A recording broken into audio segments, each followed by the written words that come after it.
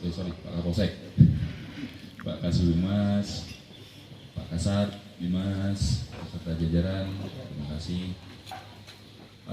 Yang saya garis bawahi dari pembukaan senangan tadi yang terakhir, santai aja ya, nggak usah yang formal-formal sekali lah ya, capek kita formal-formal terus. Kita kan saksi. Jadi pada saat kita dibutuhkan di Brimob, kita ke Brimob, kita dibutuhkan di umum, kita ke umum, dibutuhkan ke Brimob lagi balik, ke Brimob lagi. Nah, salah satu yang tidak didapatkan di kepolisian umum itu kalau diisi juga. Dulu istilahnya caraka. Jadi udah punya driver, udah punya caraka Pak. Letnan 2. Wah, semuanya udah protokoler semua. Akhirnya cuma. Makanya begitu saya jadi Kapolres, biasa aja lah ya, nggak usah yang terlalu gini semua. Karena sebenarnya acara ini kalau nggak salah saya agendakan minggu awal ya Pak Sud ya, di Januari ya, di akhir Januari ya, akhir Januari, tidak lama setelah udah diagendakan sampai 3 kali Pak Sud. Jadi kalau ada lagu yang katanya jangan sampai jangan sampai 3 kali, saya agenda yang keempat tak, saya pantang menyerah pokoknya. Agendakan terus sampai terlaksana. Pantang menyerah pokoknya. Agendakan terus sampai terlaksana. Alhamdulillah hari kecil di luar negeri pun bisa sampai ke kita. Contoh, waktu itu kemarin perang dagang antara Amerika dengan China. Perang dagang antara Amerika dan China. Ini ternyata pengaruhnya sangat besar dengan perekonomian Indonesia. Kenapa? Karena pada akhirnya mereka berdua menerapkan ketentuan-ketentuan terhadap negara-negara pengekspor dan pengimpor dari mereka. Negara itu mengalami lonjakan harganya, akhirnya menurunkan daya beli masyarakat. Nah, ini akhirnya berpengaruh juga kepada wilayah kita, khususnya kepada situasi Kamtipmas. Nah, ternyata pengaruhnya rentetannya seperti itu. Termasuk juga mungkin kita sekarang masih mengetahui ada kejadian di Rusia dan Ukraina. Ya kan, perang Rusia dan Ukraina. Memang kalau kita lihat dari peta, benar memang Rusia sama Ukraina dengan Indonesia, tapi kembali harus kita rasakan. Dan di tahun 2023 ini terjadi kekhawatiran global di seluruh negara akan adanya resesi internasional, resesi global yang diakibatkan oleh masih terus berlangsungnya perang Rusia dan Ukraina yang sampai dengan sekarang belum ada menunjukkan titik-titik dengan menggunakan barometer pengamanan pada saat G20 berlangsung, di mana para pemimpin negara-negara G20 melaksanakan kegiatan di Bali selama beberapa hari. Ini merubah cara pandang dunia internasional terhadap situasi kondisi keamanan di Indonesia. Kita mendapatkan pengakuan luas dari jadi concern kita, menjadi atensi lebih dari kita adalah dalam negara-negara G20 ini juga terdapat negara-negara yang saling berkonflik. Seperti apa di Indonesia tanpa adanya tensi konflik yang dibawa dalam pertemuan-pertemuan tersebut. Jadi upaya pemerintah dan penyelenggara presidensial G20 waktu itu disebut sebagai satu upaya yang bukan hanya menjembatani komunikasi politik, ya kan, tapi juga bisa membawa dampak psikologis kepada negara-negara yang sebenarnya di luar ajang presidensial G20 mereka berkonflik. Kan itu. Pertanyaan berikutnya kan, tugas kita apa? Tentu kita mempunyai tugas masing-masing yang bisa kita maksimalkan, kita upayakan secara optimal untuk tetap menjaga apa yang sudah menjadi trademark kita pada saat pelaksanaan event-event dunia kemarin, tetap bisa kita pelihara. Dan memang indikasinya sudah ada. Di tahun 2023 ini sudah ada beberapa event-event internasional bukan hanya nasional, event-event internasional yang akan dilaksanakan di Indonesia. Salah satunya akan dilaksanakan di Lampung, di Persiba. Ada yang udah monitor? Tahu lah ya, masa wartawan kok ketinggalan berita? Ya nggak mungkin kan? Nggak mungkin kan wartawan ketinggalan berita, kan nggak mungkin. Sudah tahu kan di mana posisinya dan event apa. Nah, jadi akan dilaksanakan kegiatan lomba surfing internasional di wilayah Persiba. Beberapa waktu yang lalu saya juga berkesempatan untuk selamat datang rekan-rekan yang baru hadir pada saat peresmian operasional Polres Pesisir Barat. Jadi baru diresmikan kemarin bulan apa sih, Januari ya? Januari akhir atau Februari awal ya? Januari akhir ya. Nah, itu. Jadi saya sempat menyempatkan diri, sebenarnya nggak sengaja juga sih. Awalnya kami menganggap bahwa ini merupakan target pimpinan. Awalnya hanya sebatas itu.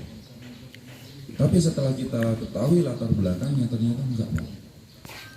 Beliau punya satu misi besar. Beliau punya tujuan yang sangat mulia, khususnya untuk Lampung. Kenapa? Jadi beliau cerita waktu itu pada saat ada kegiatan di Jakarta, beliau nggak cerita kegiatannya apa. Selesai kegiatan, mendadak ada doorstop dari wartawan, dan salah satunya menanyakan, Pak, apa pendapat Bapak tentang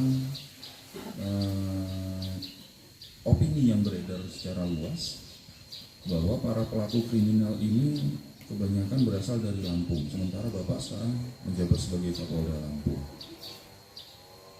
Beliau nggak menjawab, tapi beliau marah. Kenapa?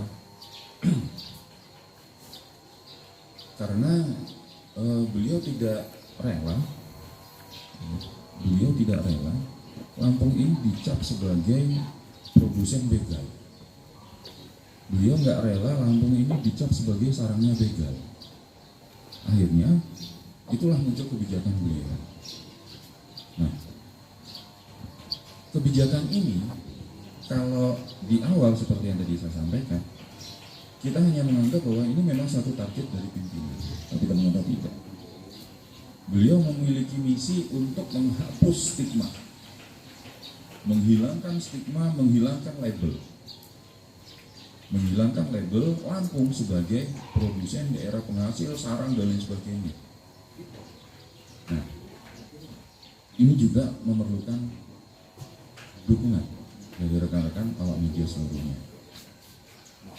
Beliau yang kita ketahui bersama bukan orang Lampung, mungkin dinas di Lampung baru ini ya, Pak Kapolda kita ya. Dinas di Lampung baru sekarang saat beliau menjabat sebagai Kapolda, tapi sudah memiliki tujuan yang begitu besar, memiliki visi yang begitu besar, yang begitu mulia untuk Lampung. Masa kita yang orang Lampung nggak mau bantu? Ya. Masa kita yang orang Lampung nggak mau bantu? Nah, saya yakin rekan-rekan bisa mendukung apa yang beliau cita-citakan, karena ini juga untuk kebaikan kita sendiri. Nggak pernah, Pak. Kita masih ingat, bukan kita mau menjudge seseorang, ya tidak ya. Tapi kita ambil satu nilainya yang di situ. Bahkan satu keluarga harus cerai hanya gara-gara beda pilihan politik. Bahkan mengesampingkan nilai-nilai keagamaan. Ini bagi rekan-rekan yang muslim. Sama Mas Nanang ini sudah berapa kali mau bikin rencana, mulai dari preskon, kegiatan seperti ini.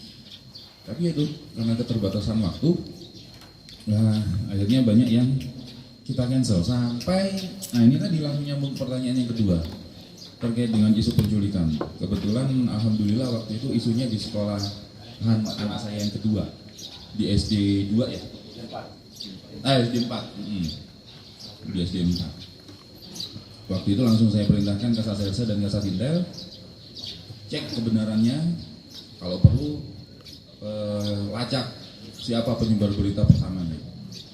Nah, setelah dilaksanakan penyelidikan, ternyata hanya salah paham. Jadi pada waktu itu ada pemulung mau masuk sekolah, mau masuk ke lingkungan sekolah dan ditahan. Nah, jadi kita juga nggak tahu siapa yang menyebarkan rekaman. Namun demikian, isu ini sudah kita netralisir, baik melalui media sosial Polres Anggamus, kemudian ada beberapa rekan media juga yang langsung berkoordinasi dengan Kasih Humas kami, dengan Pak Yusuf. Kemudian juga terakhir diliput sama TV One apa Metro terakhir? Yang pagi-pagi itu maksud? Metro ya? Terakhir diliput oleh Metro. Nah ini kita klarifikasi semua. Jadi Mas Yogi ya, terkait dengan statement dari pejabat, memang kita juga menyadari bahwa kadang kita pengen ngomong gitu kan, kita pengen ngomong langsung ya, kayak ini tadi kita jumpa pers, kita preskon, bahkan kita juga sudah punya sarana preskonnya di Polres ya, kita sudah punya gedungnya yang cukup representatif untuk preskon di Polres, tapi ya itu tadi waktunya susah, kadang kita sudah nyiapin jadwal harus tercancel. Ini ini contoh hari ini masih ada di WA-nya nih. Hari ini harusnya saya sama Dandim. Oh, harusnya nih hari ini saya sama Pak Dandim. Jadi rangkaiannya Pak Dandim hari ini setengah hari mau saya culik, ya kan? Saya ajak ngambil apel di Polres dulu pagi, kita lanjutkan dengan coffee morning, baru kita kemari sama-sama. Setengah hari mau tak culik Pak Dandim. Kemarin sore sampai dengan pukul 18.00 beliau nelpon, Pak Kapolres, besok acara jadi kan? Jadi dan, oke sip, kita mainkan, ayo 18.00 ya kan, 18.00 21.00 kebetulan saya baru saya jalan dari Bandar Lampung kemari 21 sekian lah, bukan 21 sekian, antara jam 9 sampai jam 10 saya udah bubuk soalnya, capek. Saya tidur, beliau telepon nggak terangkat, akhirnya beliau WA, Pak Kapolres, mohon maaf, malam ini saya harus ke Bandar Lampung karena ada acara di Polres. Oh, nggak usah jauh-jauh, ini harusnya hari ini jadi sesuatu yang spektakuler dengan hadirnya Pak Dandim di sebelah saya. Harusnya, dan sudah oke, udah clear, udah kita rencanakan dari Pak Kapolres 3 minggu yang lalu.